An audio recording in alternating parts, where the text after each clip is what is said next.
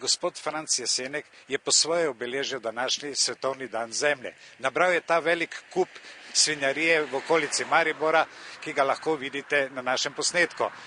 Obenem nas je povabil, da se z njim sprehodimo po bližnjih gozdovih in pogledamo, kaj počne. Zdaj ste nas pripeljali v Tezenski gozd pri Bohovi. Kaj pravite o stanju v njem? Stanje je več kot katastrofalno.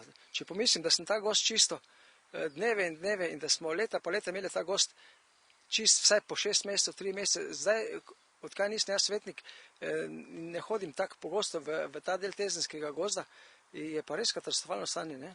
Ta kup je vaše delo ali? Ne, tako kako vidite, ti kupi so še vedno delo tistih, ki so to pripeljali. Pomeni, bili so večja vozila, to so pripeljali s kombi ali pa s tovornjaki. Pa kdaj to ljudje vozijo? Vozijo po noči, v deževju, zgodaj zjutraj, ko grejo v službo, mimo grede, ne? In večina jih je iz Miklavža ali pa iz Bohove. Kako bi jim pa stopili na prste? Ena sama stvar je, gozd bi se moral zapreti z rampami ali pa mogoče neprehodnost z kakšnimi kupi zemlje, z jarki, ne. Mislim, da je bilo najbolj ugodno za lastnike in za vse rampe, ne. Kaj je to? To je staro motorno olje. Motorno olje iz osebnih avtomobilov. In kaj zdaj s tem? Kaj bi naredili vi? Tovornih vozilov. Kako bi pa vi to rešili? To zdaj treba enostavno hitro odstraniti, ker nima čepa, ne, ker že izteka po zemlji. Inšpekcija bi mogla tu biti prisotna, nadzor bi mogel biti nad gozdom in pravočasno odstranjevati, ker ko enkrat nastane smetišče, ljudje prinašajo. Potem je to smetišče izmed, tu slučajno je, tromeja, tu je Miklavž, Hoče, Maribor. In če bi vi zdaj takoj poklicali inšpektorja, bi prišel? Ne, kje pa. Zakaj pa ne? Oni pridejo samo v katastrofalnih, pomeni, da se cisterna razlila ali se kar večjega zgodi, takrat pridejo sorazmerno hitro, ne. Drugače pa za takšne stvari... Ampak sod na sod... Dnevno, ne?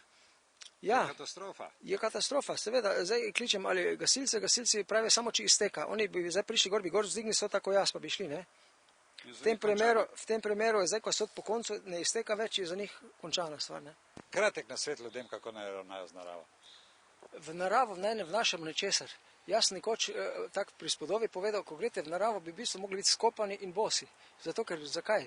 Moraš biti občutljiv, senzibilen, ne? Takrat, ko si bos, paziš, kam boš stopil, da sem špičil, vse paziš. Ko greš čevlje noter, se ti že briga, že hodiš vse poprek, če imaš pa vojaške škorne ali pa one kovalne škorne, pa uničuje že naravo, ne pa tla. In množica, recimo, ko se sprehaja po enih potkah, ti uničijo korenine, gozdne poti naredijo, tako rekoč, uničujejo gozd, tudi množičen sprehod po gozdu. Da pa ljudje koristijo naravo za odlaganje industrijskih odpadkov, pa potrošniške družbe, pa samo zato, da bojo svoj prostoživljenjski očistili svoje odvečne robe, pa bi oni to skrivajo v gozd, se mi zdi nenormalno. Zato, ker mi imamo komunalne službe, komunalne službe morajo streči gospodinjstva in od hiše odvažati. Ne občani nima kaj razvažati po celem belem svetu te odpadke. Oni jih morajo predati v svojo kantico za smeti, seveda mora biti dovolj velika za njihovo družino, potem morajo imeti v ulici, morajo imeti ekološki otok, da lahko se rešijo odvečne embalaže, plastike, stekla, papirja in mora biti v bližini zbirnih trgovskih centrov, pa v sredini teh velikih naselij mora biti zbirni centri.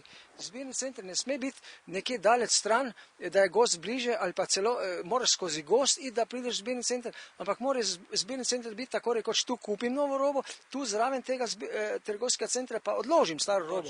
In zdaj za konec, kaj bi rekli, boste se tožili z državnimi organi ali ne? Ali boste nadaljevali mirno svoje delo? Jaz bom nadaljeval svoje delo zato, ker mene dobena zakonodaja v tem smislu ne tangira, ker država bi morala praktično tu zdaj reči zadnjo besedo. Razsodnik med občinskim inšpektorom, ki je plačan od občine, ne? Se pravi, občinski inšpektor dela na ukaz politike.